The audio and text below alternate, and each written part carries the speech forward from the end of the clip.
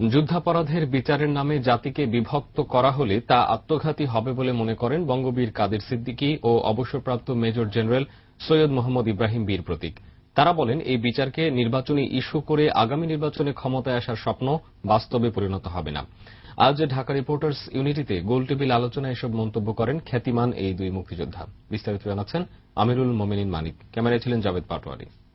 মানবতা বিরোধী অপরাধের বিচার শিরোনামে শুক্রবার মুক্তচিন্তা নামের সংগঠন আয়োজন করে এক গোলটেবিল আলোচনার। প্রধান বক্তা ছিলেন বঙ্গবীর কাদের সিদ্দিকী বীরোত্তম। তিনি বলেন, গোটা জাতি যুদ্ধাপরাধের বিচার চাইলেও সরকারের আন্তরিকতা নেই।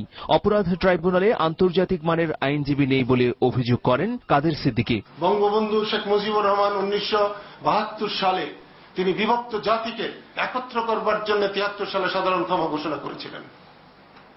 আজকে এত বছর পরে আমি অবলীলাক্রমে বলবো, যুদ্ধাপরাধীদের বিচার হোক এবং যুদ্ধ অপরাধীদের প্রকৃত বিচার হতেই হবে, না হলে বাঙালি কলঙ্ক মুক্ত হবে না। কিন্তু এই যুদ্ধ অপরাধের বিচারের নামে জাতি বিভক্ত করা, দ্বিধা বিভক্ত করা জাতিকে, এটা কখনো মেনে নেওয়া যায় না, কখনো আমরা মেনে নেব না।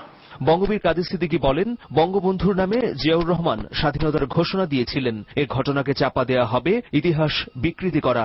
বঙ্গবন্ধুর পক্ষে জিয়াউর রহমান স্বাধীনতার ঘোষণা দিয়েছেন, এটা 1 কোটি বার সত্য। আর যদি জিয়াউর রহমানের স্বাধীনতার ঘোষণা দিয়ে দেশ স্বাধীন করেছে, তাহলে 1 কোটি বার এটা মিথ্যা। মেজর জেনারেল অবসরপ্রাপ্ত সৈয়দ মোহাম্মদ ইব্রাহিম বীর প্রতীক বলেন, যুদ্ধাপরাধের বিচার শেষ করতে হলে সরকারকে রাজনৈতিক অভিলাষ থেকে সরে আসতে হবে। এটি আরেকটি রাজনৈতিক কৌশল কিনা, কারণ নির্বাচনের আগে তখন বলা হবে যুদ্ধ অপরাধীদের বিচারটা শেষ করতে পারি নাই, আপনারা যদি আমাদেরকে আবার ক্ষমতায় না আনেন এই বিষয়টা ইনকমপ্লিট থেকে যাবে, অসম্পূর্ণ থেকে যাবে। যেমন 2008 ভোট চাওয়ার সময় ঠিকই কথাটা বলা হয়েছে।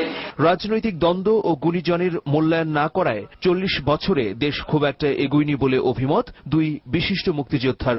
আল্লাহ বলছেন তোমাকে হুকুম দিয়েছি। আমিরুল মোমিনিন মানিক, দিগন্ত টেলিভিশন।